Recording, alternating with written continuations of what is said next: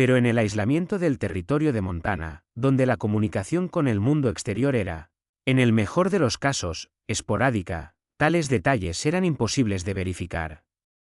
Los hallazgos de oro en la región habían creado una combinación perfecta de oportunidades y vulnerabilidad. Cada semana, los mineros exitosos emprendían el peligroso viaje a Salt Lake City u otras ciudades consolidadas para depositar su oro o comprar provisiones.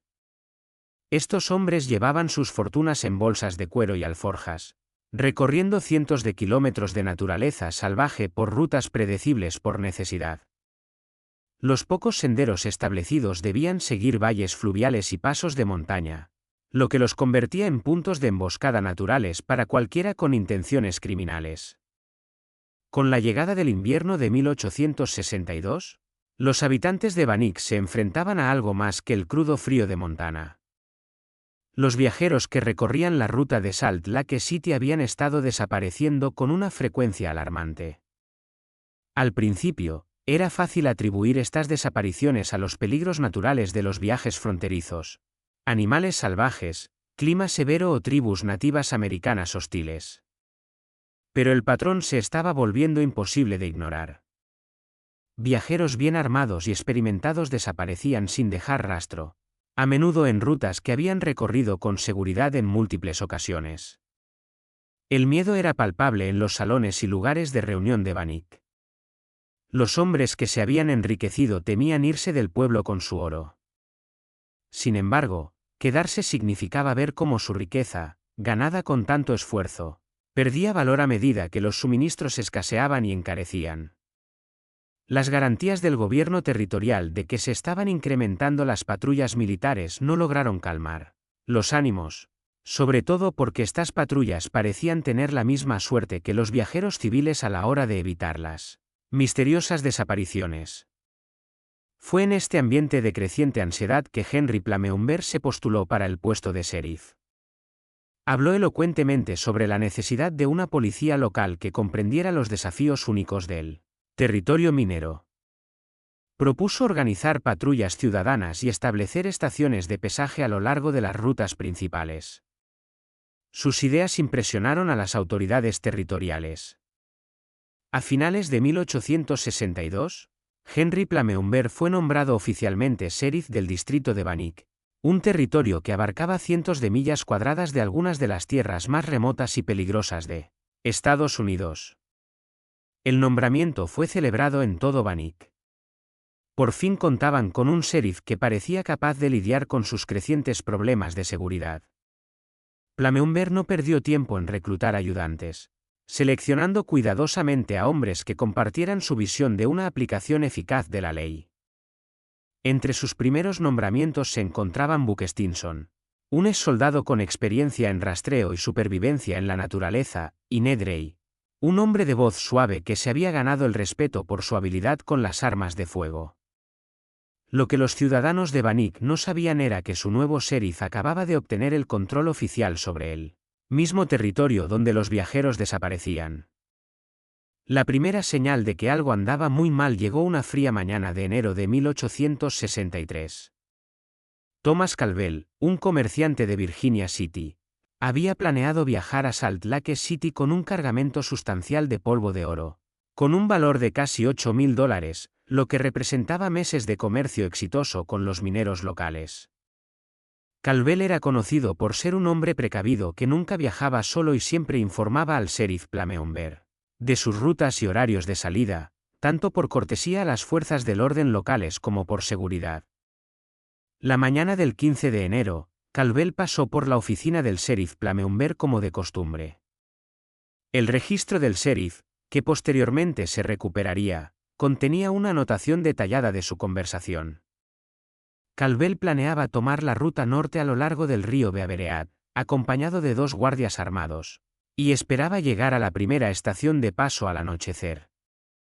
Plameumber le había deseado buen viaje y le había prometido enviar a un agente a revisar la ruta si no recibían noticias de la llegada sana y salva de Calvell en una semana. Calvell nunca llegó a la primera estación de paso. Aún más inquietante, sus 2 guardias tampoco regresaron a Bannock.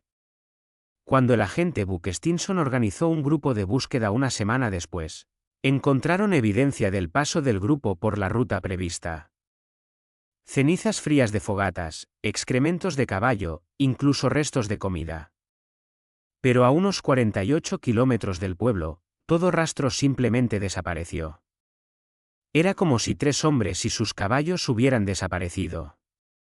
La búsqueda continuó durante días, con voluntarios peinando cada barranco y lecho de arroyo de la zona. Lo que finalmente descubrieron atormentaría el territorio durante décadas.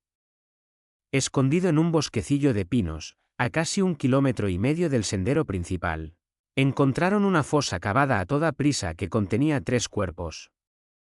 Los hombres habían recibido disparos de una sola bala en la nuca, al estilo de una ejecución. Sus caballos, sillas de montar, armas y el oro no estaban por ningún lado. Pero fue el estado del lugar lo que realmente perturbó a los buscadores. No se había tratado de un robo al azar cometido por bandidos desesperados. Los asesinos se habían tomado el tiempo de despojar a los cuerpos de todo lo valioso, incluyendo botas, ropa y efectos personales. Aún más escalofriante, alguien había tallado símbolos rudimentarios en árboles cercanos. Marcas que no significaban nada para el grupo de búsqueda, pero que sugerían algún tipo de grupo organizado en lugar de criminales al azar. El sheriff Plameumber llegó al lugar pocas horas después del descubrimiento, y su reacción fue exactamente la que los ciudadanos esperaban de sus dedicados agentes de la ley.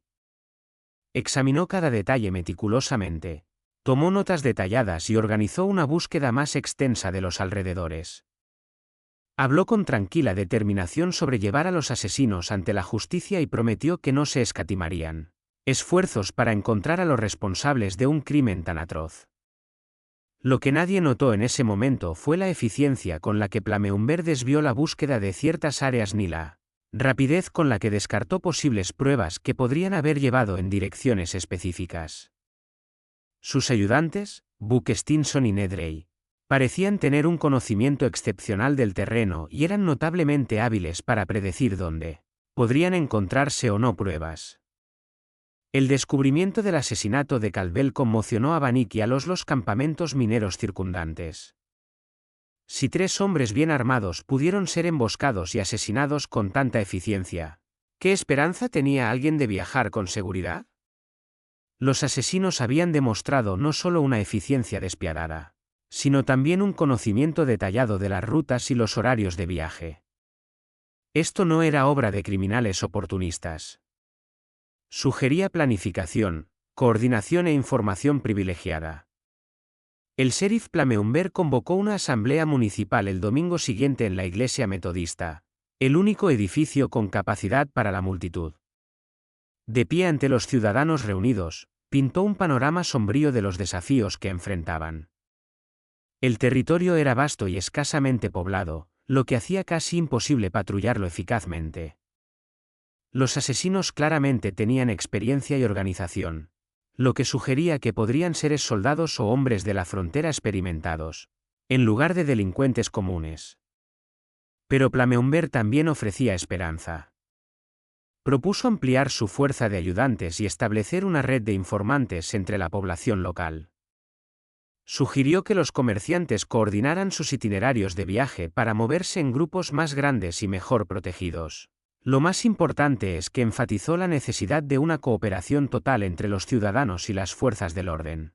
Cualquier actividad sospechosa, cualquier desconocido que hiciera preguntas inusuales, cualquier información que pudiera ayudar a identificar a los criminales debía reportarse de inmediato. Los ciudadanos abandonaron la reunión con la tranquilidad de que su sheriff estaba tomando medidas decisivas. Lo que no podían saber era que Henry Plameumber sí estaba tomando medidas decisivas para garantizar que su organización criminal continuara operando con la máxima eficiencia y el mínimo riesgo de ser descubierto.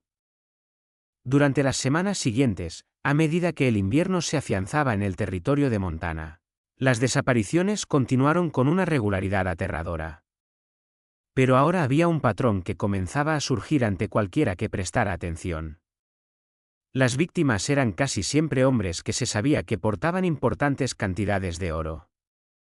Viajaban por rutas que antes eran seguras, y en casi todos los casos, el sheriff Plummer o uno de sus ayudantes habían sido informados de los planes de viaje con antelación. Para la primavera de 1863, la situación en Bannock se había deteriorado más allá de lo que los colonos originales podrían haber imaginado. Lo que comenzó como incidentes aislados de robo en la carretera se había convertido en algo mucho más sistemático y aterrador. La oficina del gobernador territorial en la lejana Washington DC comenzó a recibir cartas cada vez más desesperadas de ciudadanos de Montana que pedían intervención federal y protección militar adicional. El miedo estaba cambiando la naturaleza misma de la vida en los campamentos mineros. Los hombres que se habían enriquecido temían irse con su oro, lo que creaba una escasez artificial de divisas y elevaba los precios de los suministros básicos. Algunos mineros comenzaron a fundir su polvo de oro en lingotes rudimentarios y a esconderlos en escondites, cada vez más elaborados en lugar de arriesgarse a viajar a bancos establecidos. Otros simplemente abandonaron sus concesiones por completo, prefiriendo la pobreza en territorios más seguros a una riqueza que no podía transportarse con seguridad. El sheriff Plummer parecía prosperar en este ambiente de crisis.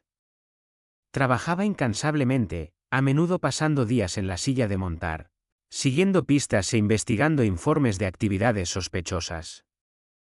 Su dedicación impresionaba incluso a los ciudadanos más escépticos. Cuando los funcionarios territoriales visitaron Bannock para evaluar la situación, encontraron a un agente de la ley que parecía estar haciendo todo lo humanamente posible en circunstancias imposibles. Lo que en realidad presenciaban era una obra maestra del engaño criminal. Las incansables investigaciones de Plummer eran, en realidad, misiones de reconocimiento, recopilando información sobre posibles víctimas y perfeccionando las raíces y los métodos utilizados por su banda. Su amplia red de informantes estaba formada por criminales que le proporcionaban información detallada sobre cargamentos de oro, planes de viaje y las costumbres personales de mineros adinerados. La genialidad de la operación de Plummer residía no solo en su alcance, sino también en su legitimidad. Como sheriff, tenía autoridad legal para interrogar a los viajeros sobre sus destinos y cargamentos. Podía requisar suministros, asignar hombres adicionales y coordinarse con otras agencias del orden público en todo el territorio. Y lo más importante, era responsable de investigar los mismos crímenes que orquestaba, lo que le permitía desviar sospechas y eliminar pruebas. Pero incluso la empresa criminal mejor planificada deja cabos sueltos. Y para el verano de 1863, esos cabos sueltos comenzaban a acumularse.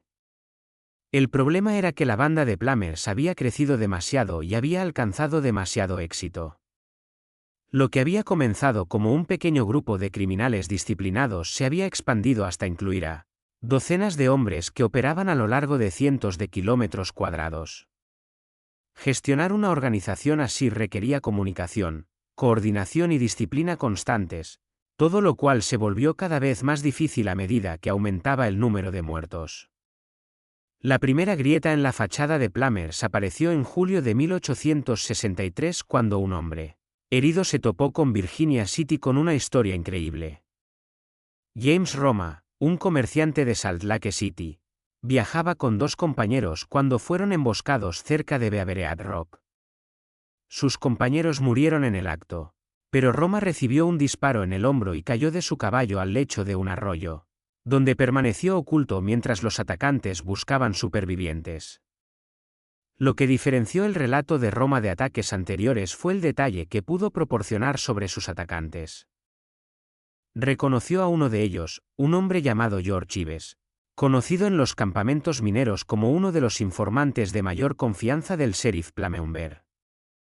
Aún más inquietante, Roma escuchó fragmentos de conversación que sugerían que no se trataba de un robo al azar, sino de una operación organizada más amplia. Cuando Bannock se enteró del testimonio de Roma, el sheriff Plummer actuó rápidamente para investigar. Entrevistó a Roma personalmente, tomando notas detalladas y prometiendo una investigación exhaustiva. Expresó públicamente su conmoción y preocupación por la posible participación de uno de sus informantes en actividades delictivas. Inmediatamente emitió una orden de captura contra George Ives y organizó una cacería humana que se prolongó durante semanas. Lo que Plummer estaba haciendo en realidad era controlar los daños. George Ives había violado la regla fundamental de su operación al permitir que un testigo sobreviviera. La cacería humana era real, pero su propósito no era llevar a Ives ante la justicia. Era encontrarlo antes de que otras agencias policiales pudieran capturarlo vivo. Un George Ives capturado representaba una amenaza existencial para toda la organización. La persecución de George Ives se convirtió en un fenómeno en todo el territorio, con recompensas publicadas y grupos de voluntarios formándose en cada campamento minero. Durante 3 meses, Ives logró evadir la captura, aparentemente con la ayuda de una red de simpatizantes y casas de seguridad que se extendía por todo el territorio de Montana. Cuanto más se prolongaba la persecución, más preguntas surgían sobre cómo un conocido criminal podía seguir prófugo en una región tan escasamente poblada. Las preguntas se agudizaron cuando otros incidentes sospechosos comenzaron a ser investigados con mayor detenimiento. Comerciantes y mineros comenzaron a intercambiar impresiones sobre sus interacciones con el sheriff Plummer, sus ayudantes. Surgieron patrones que no habían sido visibles antes: el inusual interés del sheriff en los planes de viaje, la conveniente ausencia de sus ayudantes durante ciertos ataques, la notable falta de progreso en la resolución de los robos en los caminos, a pesar de la aparente dedicación del sheriff a la tarea. La situación llegó a un punto crítico en octubre de 1863, cuando un grupo de empresarios de Virginia City, liderados por el comerciante William Palmer, decidió tomar cartas en el asunto. Habían perdido demasiado dinero y demasiados amigos como para seguir dependiendo de las fuerzas del orden. Discretamente, comenzaron a organizar lo que llamaron un comité de vigilancia. Ciudadanos que investigarían, de ser necesario, impartirían justicia cuando los canales oficiales hubieran fallado. La formación de comités de vigilancia no era infrecuente en territorios fronterizos donde la autoridad legal era débil o corrupta.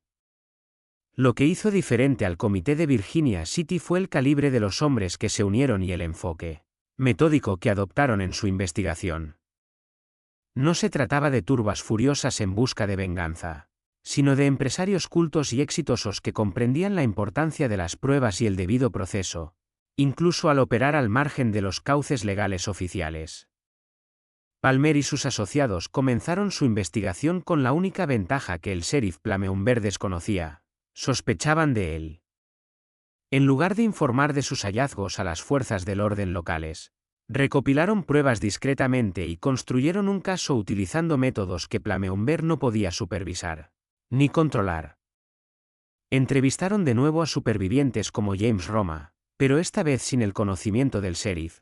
Compararon notas de diferentes ataques en busca de patrones que sugirieran conocimiento interno o coordinación.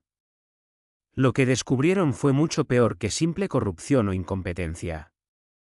El Comité de Vigilancia de la ciudad de Virginia dedicó meses a construir su caso con la precisión metódica de fiscales experimentados. Liderados por William Palmer y el empresario Wilbur Sanders, un abogado recién llegado de Ohio, comprendieron que las acusaciones contra un sheriff en funciones requerían pruebas contundentes. Lo que descubrieron fue una conspiración criminal que desafiaba la creencia tanto por su alcance como por su audacia. El gran avance se produjo en noviembre de 1863 cuando John Boseman, miembro del comité, logró capturar a Red Hacker, conocido colaborador de George I.S., quien había sido buscado para ser interrogado en varios atentados. A diferencia de capturas anteriores realizadas por la oficina del sheriff Plummer, Red Hacker fue retenido en secreto por el comité de vigilancia e interrogado utilizando métodos más sofisticados y directos que los procedimientos policiales oficiales de la época. Bajo intenso interrogatorio, Red Hacker reveló información que transformó la comprensión del comité sobre lo que enfrentaban. ¿La carretera?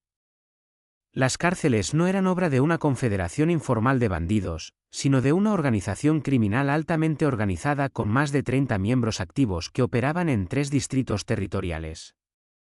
La banda tenía un nombre oficial, Los Inocentes, y operaban con precisión y disciplina casi militares. Pero la revelación más impactante estaba por llegar. Según Gerger, el líder de los inocentes no era un misterioso jefe forajido que operaba desde fortalezas ocultas en las montañas. El líder era el mismísimo sheriff Henry Plameumbert, y la sede de la organización se encontraba en el sótano de la oficina oficial del sheriff de Bannock. El testimonio de Gerger incluía detalles que solo alguien con un conocimiento profundo de la organización podría haber conocido. Describió un sofisticado sistema de comunicación que utilizaba mensajes codificados y señales de fuego que permitía a los pandilleros coordinarse a lo largo de cientos de kilómetros de territorio. Reveló la existencia de mapas detallados que mostraban todas las rutas principales de envíos de oro, con anotaciones sobre los mejores puntos de emboscada y rutas de escape. Lo más incriminatorio fue que proporcionó los nombres de docenas de ciudadanos locales que formaban parte secreta de la organización, incluidos varios de los ayudantes oficiales de Plummer. El Comité de Vigilancia se enfrentaba a un dilema sin precedentes en la justicia fronteriza estadounidense. Habían descubierto pruebas de delitos que iban mucho más allá del simple robo o asesinato. Se trataba de un terrorismo sistemático dirigido contra toda una población territorial por los mismos funcionarios encargados de protegerla. Los procesos legales tradicionales no solo eran inadecuados, sino que estaban comprometidos en su nivel más fundamental. Wilbur Sanders, con su formación jurídica, abogaba por un enfoque metódico y cuidadoso. Necesitaban reunir pruebas adicionales, identificar a todos los miembros de la organización y planificar su respuesta para minimizar el riesgo de represalias contra ciudadanos inocentes. Sin embargo, Palmer y los demás empresarios argumentaron que la demora era demasiado peligrosa. Cada día que el fontanero permanecía en el cargo significaba más muertes y más oportunidades para que la banda descubriera la investigación del comité. Mientras el comité debatía la estrategia, los acontecimientos se desarrollaban rápidamente en otras partes del territorio. George Ives, aún objeto de la persecución territorial, finalmente había sido acorralado cerca del río Stinking Water por un grupo que incluía tanto agentes oficiales como voluntarios civiles. Lo que sucediera después proporcionaría al comité de vigilancia la última prueba que necesitaban. Ives había sido capturado vivo, contrariamente a lo que sin duda prefería el sheriff Plameumbert. Peor aún, había sido capturado por un grupo mixto que incluía hombres que el sheriff escapaba a su control. Cuando Bannock supo que Ives sería llevado a Nevada City para ser interrogado, Plameumbert organizó de inmediato a un grupo de sus agentes de mayor confianza para transportar al prisionero a Bannock, donde podría ser interrogado debidamente y llevado a juicio. Pero los ciudadanos de Nevada City se negaron a entregar a Ives a los plomeros. Habían empezado a sospechar de la incapacidad del sheriff para resolver los casos de robo en la carretera, y estaban decididos a interrogar por su cuenta al primer sospechoso capturado vivo. El enfrentamiento entre los ayudantes de Plumbers y los ciudadanos de Nevada City creó un tenso enfrentamiento que duró días. Durante este enfrentamiento, ocurrió algo extraordinario. Ciudadanos de Virginia City, Nevada City y otros campamentos mineros comenzaron a congregarse en la zona, atraídos por la noticia de la captura de George Ives. Lo que comenzó como un simple traslado de prisioneros se convirtió en una reunión masiva improvisada de los ciudadanos más preocupados del territorio de Montana. Y por primera vez desde que comenzaron los robos, pudieron intercambiar información y compartir información sin la supervisión del sheriff Plummer. Las conversaciones que tuvieron lugar durante aquellos fríos días de diciembre de 1863 fueron revueltas. Mineros y comerciantes que nunca se habían conocido descubrieron que habían tenido experiencias sorprendentemente similares con el sheriff Plummer y sus ayudantes. Los mismos patrones de interés inusual en los planes de viaje, las mismas ausencias oportunas durante los ataques, la misma falta de progreso en las investigaciones a pesar de la aparente dedicación y trabajo duro. Más inquietante aún, varios hombres se presentaron con información que previamente se habían reservado. Un herrero de Bannock describió cómo el sheriff Plameumbert había encargado herraduras especiales diseñadas para crear huellas engañosas. Un comerciante de suministros reveló que Plameumbert había comprado cantidades inusuales de municiones y suministros que nunca se contabilizaron en los registros oficiales. Un operador de telégrafo admitió haber recibido instrucciones de retrasar o desviar ciertos mensajes relacionados con investigaciones criminales. A medida que se acumulaban las pruebas, la reunión improvisada adquirió el carácter de un juicio.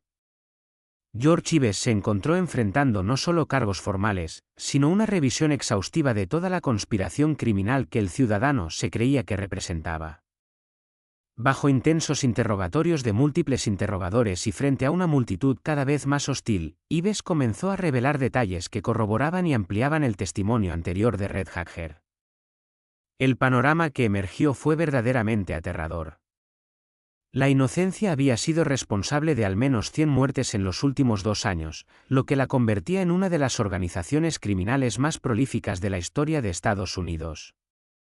Se habían centrado sistemáticamente en mineros, comerciantes y viajeros exitosos, utilizando información privilegiada para predecir movimientos y maximizar ganancias, minimizando los riesgos.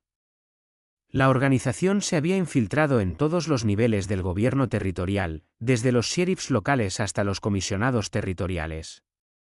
Pero quizás lo más escalofriante fue la descripción que hizo Ives de la participación personal de Henry Plummers en los asesinatos. No se trataba de un funcionario corrupto que hiciera la vista gorda o aceptara sobornos. Plummer había participado personalmente en muchos de los asesinatos, a menudo utilizando su autoridad oficial para desarmar a las víctimas o atraerlas a posiciones vulnerables. Se había forjado una reputación entre los pandilleros por su fría eficiencia y su habilidad para matar sin emoción ni vacilación. Las revelaciones sobre George Ives conmocionaron a la multitud reunida, pero también crearon un problema inmediato y mortal. La noticia del interrogatorio se extendía rápidamente por todo el territorio, y todos sabían que el sheriff Plummer y los pandilleros restantes pronto descubrirían que su organización había sido desenmascarada. La pregunta no era si tomarían represalias, sino con qué rapidez y con qué violencia. Wilbur Saunders y los demás miembros del comité de vigilancia se encontraban en una situación insostenible. Ahora tenían pruebas abrumadoras de la conspiración, pero estaban a cientos de kilómetros de cualquier autoridad federal capaz de manejar una organización criminal tan masiva. Los funcionarios territoriales locales eran incompetentes o estaban comprometidos. Mientras tanto, Henry Plummer seguía prófugo con docenas de seguidores armados, y ahora tenía todas las razones para eliminar a los testigos y las pruebas antes de huir del territorio. La decisión de qué hacer con George Ives se convirtió en un símbolo de la cuestión más amplia que enfrentaban los ciudadanos de los territorios de Montana. Los procesos legales tradicionales no solo habían fracasado, sino que habían sido sistemáticamente subvertidos por los mismos criminales que se suponía debían controlar. Sin embargo, tomarse la justicia por su mano significaba cruzar una línea que podía transformarlos de ciudadanos en busca de justicia en justicieros que ejercían la venganza fronteriza. El debate se prolongó durante horas entre los ciudadanos reunidos. Algunos argumentaban que Ives debía ser trasladado a Salt Lake City o incluso de regreso a Washington, D.C., donde las autoridades federales podían garantizar un juicio justo y procedimientos legales adecuados. Otros señalaron que tal viaje sería increíblemente peligroso, ya que les obligaría a transportar a un prisionero a través de territorio controlado por sus cómplices criminales sin ninguna garantía de que las autoridades federales fueran más efectivas que las autoridades territoriales. Al caer la noche del 19 de diciembre de 1863, la multitud tomó una decisión crucial. George Ives sería juzgado de inmediato por un tribunal ciudadano, con Wilbur Sanders como fiscal y un menor local llamado Charles Buck como abogado defensor. El juicio seguiría los procedimientos legales adecuados en la medida de lo posible, pero se llevaría a cabo bajo la autoridad de los ciudadanos reunidos, en lugar de cualquier tribunal territorial oficial. El juicio comenzó de inmediato, a la luz de las farolas en el gélido frío de Montana. Sanders presentó metódicamente las pruebas recopiladas durante meses de investigación, complementadas con las propias confesiones de Ives y el testimonio de Red Joe y otros pandilleros capturados. La acusación era abrumadora, no solo por los delitos específicos de los que se acusaba a Ives, sino también por su participación en una conspiración criminal que había aterrorizado a todo el territorio. Pero incluso mientras el juicio avanzaba, llegaban noticias inquietantes de otras partes del territorio de Montana. Los raiders informaron que se había visto al sheriff Plameumber y a un gran grupo de hombres armados dirigiéndose hacia Nevada City, aparentemente con la intención de rescatar a Ives o silenciar a los testigos que declaraban en su contra. Otros informes sugerían que pandilleros de todo el territorio se habían activado y se preparaban para una respuesta coordinada ante la exposición de su organización.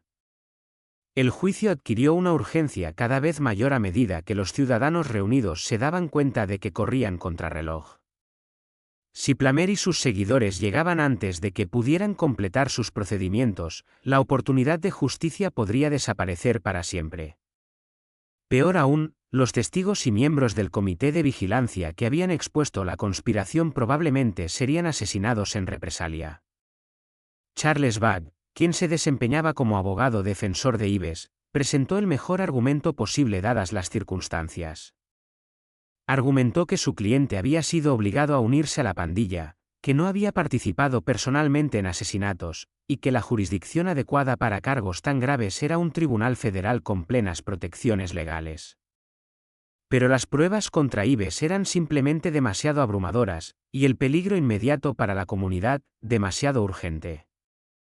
Al amanecer del 21 de diciembre de 1863, el Tribunal Ciudadano emitió su veredicto. George Ives fue declarado culpable de múltiples cargos de asesinato y robo, y la sentencia fue muerte en la horca. La ejecución se llevó a cabo de inmediato con una cuerda lanzada sobre una horca improvisada construida con un edificio cercano. Las últimas palabras de Ives, según varios testigos, fueron una advertencia de que Henry Plummer y los miembros restantes de la banda nunca permitirían que la rebelión ciudadana triunfara. Justo cuando creíamos haberlo visto todo, el horror en Montana se intensifica. Si esta historia te da escalofríos, comparte este vídeo con un amigo amante de los misterios oscuros. Dale a me gusta para apoyar nuestro contenido y no olvides suscribirte para no perderte historias como esta. Descubramos juntos qué sucede a continuación en esta historia de corrupción y justicia fronteriza. La ejecución de George Ives marcó un punto de no retorno tanto para los ciudadanos del territorio de Montana como para los restantes inocentes. La noticia del Tribunal Ciudadano y su dramática conclusión se extendió rápidamente por toda la región, creando una ola de esperanza y terror. Para los ciudadanos respetuosos de la ley, representó el primer desafío exitoso a la organización criminal que había controlado sus vidas durante años. Para Henry Plameumber y sus seguidores, representó una amenaza mortal que requería una respuesta inmediata y decisiva. La reacción de Plummer ante la noticia de la ejecución reveló la verdadera naturaleza del hombre tras la placa de sheriff. En lugar de intentar mantener su fachada de legítimo agente de la ley, abandonó toda pretensión y activó toda su red criminal en lo que equivalía a una guerra abierta contra los ciudadanos del territorio de Montana. La máscara finalmente se había desprendido, revelando al asesino a sangre fría que se había ocultado tras una placa durante tanto tiempo. Comenzaron a llegar informes de todo el territorio sobre grupos armados que llevaban a cabo lo que solo podía describirse como terrorismo contra la población civil. Se quemaron granjas aisladas. Se allanaron campamentos mineros y cualquier sospechoso de apoyar al comité de vigilancia era blanco de intimidación o algo peor. Plameumber había transformado su organización criminal de una conspiración secreta en un ejército de ocupación, que intentaba aplastar la resistencia ciudadana mediante el miedo y la violencia. Pero los ciudadanos del territorio de Montana habían cruzado su propio punto de no retorno. El éxito del juicio de George Ives había demostrado que la resistencia organizada a la inocencia era posible. Más importante aún, había expuesto el alcance total de la conspiración criminal e identificado a muchos de sus miembros clave. No podía haber vuelta atrás al viejo sistema de aplicación de la ley ineficaz y viajeros asesinados.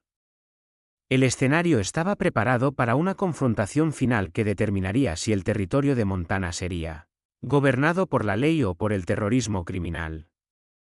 La fase final del enfrentamiento entre los ciudadanos del territorio de Montana y el imperio criminal de Henry Plummer comenzó una fría mañana de principios de enero de 1864.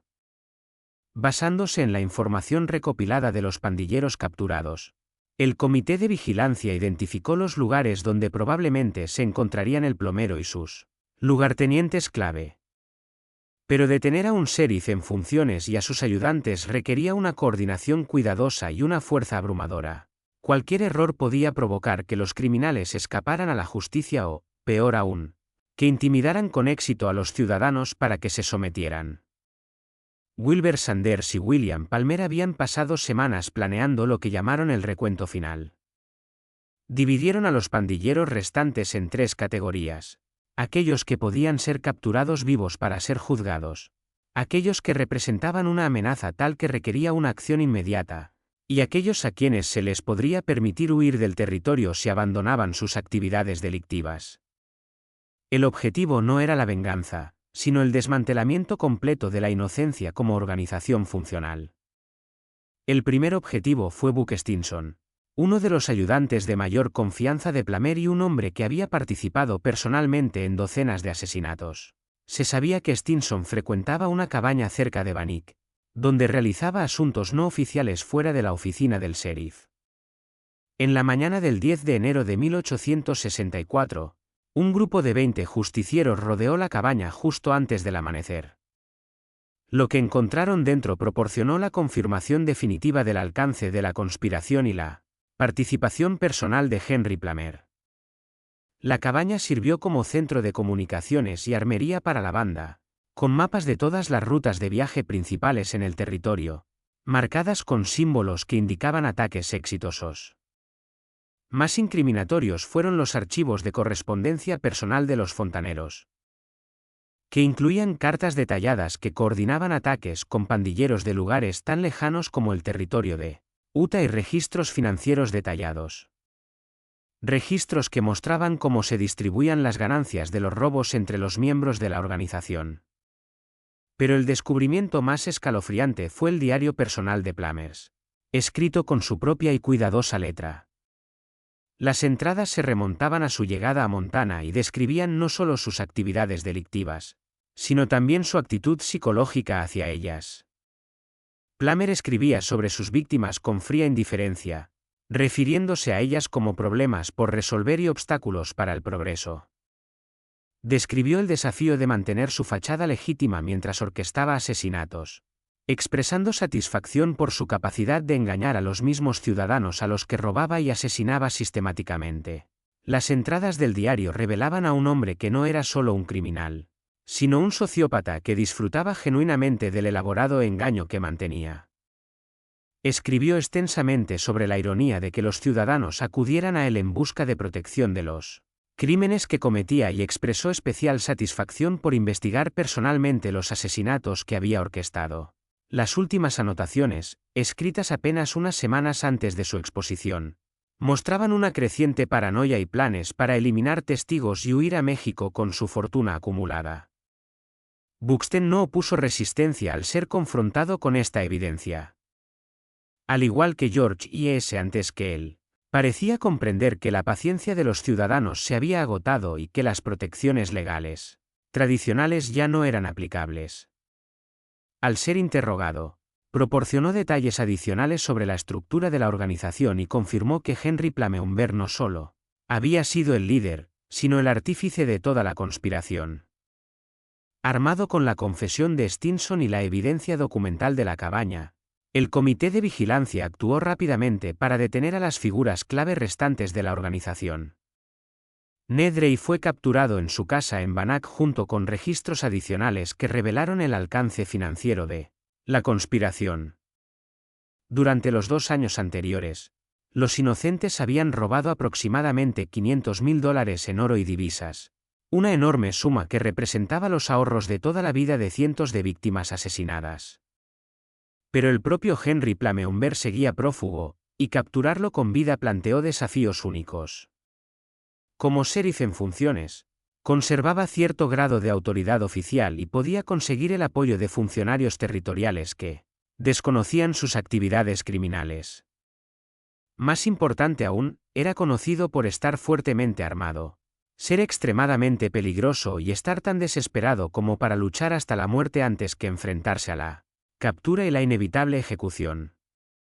La búsqueda del sheriff Plummer se convirtió en la mayor operación policial en la historia de los territorios de Montana, involucrando a más de 100 ciudadanos y abarcando miles de kilómetros cuadrados. A diferencia de búsquedas anteriores que el sheriff había controlado y desviado, esta operación fue coordinada por hombres que comprendían sus métodos y psicología. Anticiparon sus posibles rutas de escape, identificaron a sus aliados restantes y actuaron sistemáticamente para bloquear cualquier vía de escape.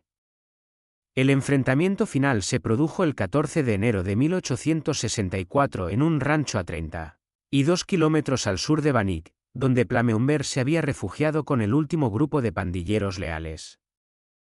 Rodeado y superado en número, Plummer intentó negociar, ofreciendo información sobre tesoros enterrados y pandilleros que habían escapado a otros territorios a cambio de un paso seguro a México. Los líderes de las justicieras rechazaron sus ofertas. Demasiadas personas habían muerto. Demasiadas familias habían sido destruidas y se había traicionado demasiada confianza como para que cualquier acuerdo fuera aceptable. Henry Plummer había perdido todo derecho a clemencia debido a la crueldad sistemática de sus acciones y al elaborado engaño que había mantenido al cometerlas. Cuando comenzó el tiroteo, fue breve y decisivo. Plummer y sus seguidores restantes murieron en un tiroteo que duró menos de 10 minutos. El hombre que había aterrorizado el territorio de Montana durante más de 2 años murió aferrado a una bolsa de polvo de oro que había pertenecido a una de sus primeras víctimas, un comerciante de Virginia City, cuya familia nunca supo qué le había sucedido. Tras la batalla, los investigadores encontraron pruebas adicionales que revelaron el horror de los crímenes de Plummer.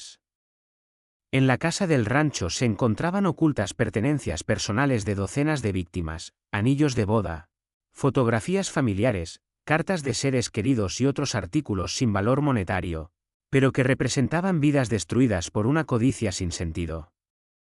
El impacto psicológico en quienes los buscaban fue profundo. Muchos habían perdido amigos o familiares a manos de los inocentes sin conocer jamás su destino. La muerte de Henry Plummer y la destrucción de los inocentes marcaron el fin de la conspiración criminal más sistemática en la historia de la frontera estadounidense. Durante las semanas siguientes, grupos de justicieros en todo el territorio de Montana arrestaron a los pandilleros restantes, llevando a cabo juicios ciudadanos y ejecuciones que eliminaron la organización como entidad funcional. Para marzo de 1864, los últimos un miembro de la inocencia había sido ejecutado, encarcelado o expulsado del territorio. El impacto inmediato en Montana fue transformador. Por primera vez en más de 2 años, comerciantes y mineros pudieron recorrer las rutas principales sin temor a robos ni asesinatos. Los envíos de oro, que antes eran imposibles, se volvieron rutinarios, lo que permitió que la economía minera floreciera y trajo prosperidad a las comunidades que habían estado asediadas. El alivio psicológico fue igualmente importante. Los ciudadanos finalmente pudieron vivir sin el miedo constante que había impregnado todos los aspectos de su vida cotidiana. Pero el legado de los crímenes de Henry Plummer se extendió mucho más allá de su impacto inmediato en Montana. La revelación de que un sheriff en funciones había asesinado sistemáticamente a más de 100 ciudadanos, manteniendo una fachada de dedicación policial, conmocionó a todo el oeste estadounidense. Demostró la vulnerabilidad de las comunidades fronterizas a las conspiraciones del crimen organizado y puso de relieve la insuficiencia de los sistemas legales y policiales existentes en territorios escasamente poblados. El movimiento justiciero que destruyó a los inocentes también sentó precedentes importantes para la justicia fronteriza que influirían en la aplicación de la ley en todo el oeste estadounidense durante décadas. Los justicieros de Montana, como se les conoció, habían demostrado que la acción ciudadana organizada podía tener éxito donde la aplicación oficial de la ley había fracasado. Pero también habían planteado preguntas inquietantes sobre la relación entre la autoridad legal y la justicia popular. Los métodos utilizados por el Comité de Vigilancia fueron controvertidos incluso en su época. Los críticos argumentaban que los tribunales ciudadanos y las ejecuciones sumarias Independientemente de su eficacia, representaban una peligrosa desviación de los principios constitucionales del debido proceso y el procedimiento legal.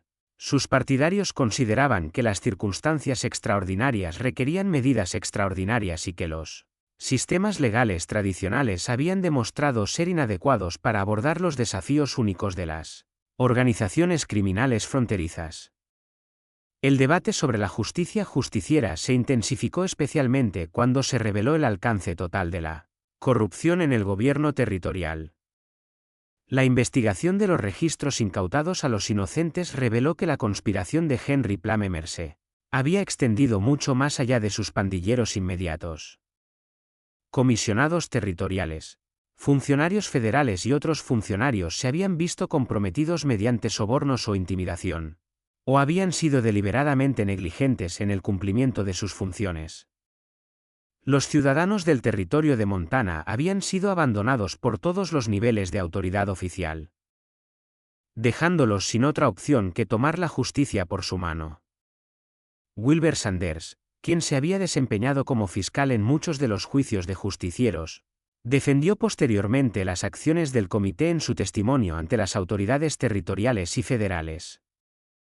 Argumentó que los justicieros habían actuado con moderación y habían seguido los procedimientos legales en la medida de lo posible dadas las circunstancias. Las pruebas contra los pandilleros habían sido abrumadoras. La amenaza a la seguridad pública había sido inmediata y grave. Y la aplicación oficial de la ley no solo había sido inadecuada, sino también activamente criminal. La investigación financiera que siguió a la destrucción de los inocentes reveló la verdadera magnitud de su actividad criminal. Los esfuerzos de recuperación localizaron numerosos alijos de oro y monedas robados, ocultos por todo el territorio, que representan solo una fracción de lo que se había robado a lo largo de los años. La mayor parte de la riqueza acumulada mediante robos y asesinatos ya se había gastado o transferido a cómplices en otros territorios, dejando a las familias de las víctimas con pocas esperanzas de recuperar sus pérdidas. Quizás más inquietante que las pérdidas financieras fueron los costos humanos irreparables.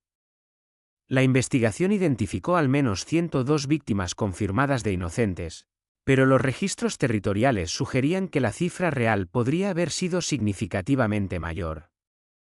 Familias enteras habían sido aniquiladas, negocios destruidos y comunidades traumatizadas por años de terrorismo sistemático. Las cicatrices psicológicas dejadas por el régimen de terror de los plomeros afectarían al territorio de Montana durante generaciones. El caso también reveló los sofisticados métodos que la delincuencia organizada podía utilizar para infiltrarse y subvertir las fuerzas del orden fronterizo. El éxito de los plomeros no solo dependía de la violencia y la intimidación, sino también de su capacidad para manipular los sistemas legales y explotar el aislamiento de las comunidades fronterizas. Su cuidadoso mantenimiento de una fachada legítima mientras orquestaba asesinatos sistemáticos representó una nueva y aterradora evolución en el comportamiento criminal estadounidense. Las autoridades federales finalmente iniciaron su propia investigación sobre la situación en el territorio de Montana, tanto para evaluar las acciones de los justicieros como para prevenir conspiraciones criminales similares en otros territorios. El informe que elaboraron se convirtió en un documento histórico en la historia de las fuerzas del orden estadounidenses, analizando los métodos utilizados por los inocentes y recomendando cambios sistémicos para prevenir la futura infiltración de grupos criminales organizados en los gobiernos territoriales. La investigación confirmó todas las acusaciones principales del Comité de Vigilancia y justificó su decisión de tomar medidas directas. Los investigadores federales concluyeron que Henry Plameumber y los inocentes habían sido responsables de más de 100 asesinatos y habían corrompido sistemáticamente a las fuerzas del orden territoriales hasta el punto de que la acción ciudadana era la única opción viable para restablecer el orden. Sin embargo, el informe federal también enfatizó el peligroso precedente establecido por el movimiento de justicieros. Si bien reconocieron que circunstancias extraordinarias habían justificado medidas extraordinarias en el territorio de Montana, los investigadores advirtieron que la justicia ciudadana podría fácilmente degenerar en un gobierno de masas si No se controlaba cuidadosamente y se limitaba a las situaciones más extremas. La historia de Henry Plameumbert y los inocentes se volvió legendaria en todo el oeste estadounidense, sirviendo como advertencia sobre los peligros de la anarquía fronteriza y como inspiración para las comunidades que enfrentan amenazas similares del crimen organizado. Los justicieros de Montana fueron celebrados como héroes que habían restaurado la justicia cuando la autoridad oficial había fallado. Pero también fueron criticados como peligrosos creadores de precedentes que habían socavado los principios constitucionales. Con el paso de los años y la evolución del territorio de Montana hacia un estado con sistemas legales y policiales más sofisticados, los sucesos de 1863 y 1864 adquirieron una cualidad casi mítica. Se contaron y repitieron historias sobre la doble vida del sheriff Plameumbert y la justicia por mano propia que destruyó su imperio criminal, a menudo con detalles que hacían la verdad aún más dramática de lo que realmente había sido. Pero para quienes vivieron el terror de aquellos años, no era necesario ningún adorno. Habían presenciado de primera mano lo que podía suceder cuando los mismos funcionarios que juraban proteger a los ciudadanos se convertían en sus depredadores. Habían visto cómo el crimen organizado podía manipular los sistemas legales y explotar las vulnerabilidades de las comunidades aisladas. Y habían aprendido que, a veces, cuando se han agotado todas las demás opciones, los ciudadanos comunes deben encontrar el coraje para enfrentarse al mal sin importar el costo personal. El capítulo final de la historia de Henry Plameumbert no se escribió en los dramáticos enfrentamientos y ejecuciones que aniquilaron a inocentes, sino en la silenciosa determinación de los ciudadanos de los territorios de Montana de construir instituciones más sólidas y transparentes que nunca más pudieran ser subvertidas por conspiraciones criminales. El gobierno territorial de Montana implementó nuevos procedimientos de supervisión, estableció mejores sistemas de comunicación con las autoridades federales y creó múltiples niveles de responsabilidad para los agentes del orden. Estas reformas, nacidas de las amargas lecciones de la era de los fontaneros, se convirtieron en modelos para otros territorios y estados del oeste estadounidense. El legado de los crímenes del sheriff Plameumbert perduró no solo en las historias que se contaron sobre ellos, sino también en las salvaguardias institucionales creadas para evitar que se repitieran. Sin embargo, incluso hoy, más de 150 años después, el caso de Henry Plameumbert y los inocentes sigue planteando inquietantes interrogantes sobre la relación entre la autoridad oficial y la justicia ciudadana. En una época de creciente escepticismo sobre las fuerzas del orden y las instituciones gubernamentales, la historia resuena con las preocupaciones contemporáneas sobre la corrupción, la rendición de cuentas y los límites de los sistemas legales. En 1864, los ciudadanos del territorio de Montana se enfrentaron a una disyuntiva que ninguna sociedad democrática debería tener que tomar: aceptar el terrorismo criminal sistemático o tomar la justicia por su mano. El hecho de que optaran por la justicia por mano propia y lograran destruir a sus opresores no hace que esa decisión sea menos trágica ni menos peligrosa como precedente. Este misterio nos muestra que las mayores amenazas a la seguridad pública y a las instituciones democráticas a menudo no provienen de delincuentes evidentes que operan al margen de la ley, sino de quienes corrompen la propia ley manteniendo fachadas de legitimidad y respetabilidad. La capacidad de Henry Plameumbert para actuar como sheriff y cerebro criminal durante más de 2 años demuestra lo vulnerables que pueden ser las comunidades aisladas a las sofisticadas conspiraciones criminales y lo difícil que puede ser distinguir entre la autoridad legítima y el engaño depredador. ¿Qué opinas de esta historia? ¿Crees que se reveló todo sobre el imperio criminal de Henry Plameumbert? ¿O crees que hubo aspectos de la conspiración que nunca se descubrieron por completo? El aislamiento del territorio de Montana en la década de 1860 significó que muchos secretos podrían haber quedado enterrados con sus guardianes. Deja tu comentario a continuación con tus opiniones sobre este oscuro capítulo de la historia fronteriza estadounidense. Si disfrutaste de esta historia y quieres más historias sobre los crímenes ocultos y los misterios olvidados del pasado estadounidense, suscríbete, activa la campana de notificaciones y compártela con alguien que le encantan los misterios históricos.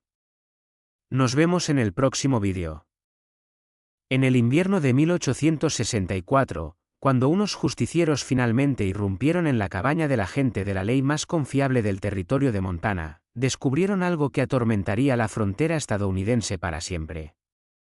El sheriff Henry Plummer, quien juró proteger a los ciudadanos de Ciudad Bannock, había estado orquestando sistemáticamente sus asesinatos durante más de 3 años. Ocultos bajo las tablas del suelo se encontraban mapas detallados que marcaban cada ruta de cargamento de oro, pertenencias personales de docenas de viajeros desaparecidos y un libro de contabilidad encuadernado en cuero con los nombres de 102 víctimas confirmadas. Lo que encontraron a continuación revelaría la conspiración criminal más sofisticada en la historia del oeste americano, una red tan intrincada que se había infiltrado en todos los niveles del gobierno territorial, convirtiendo el concepto mismo de ley y orden en un instrumento de terror.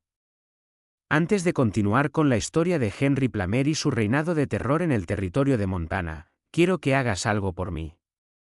Suscríbete y activa la campana de notificaciones, porque historias como estas son precisamente lo que descubrimos aquí.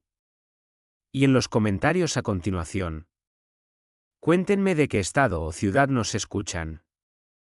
Me encanta conectar con otros entusiastas del misterio de todos los rincones de Estados Unidos.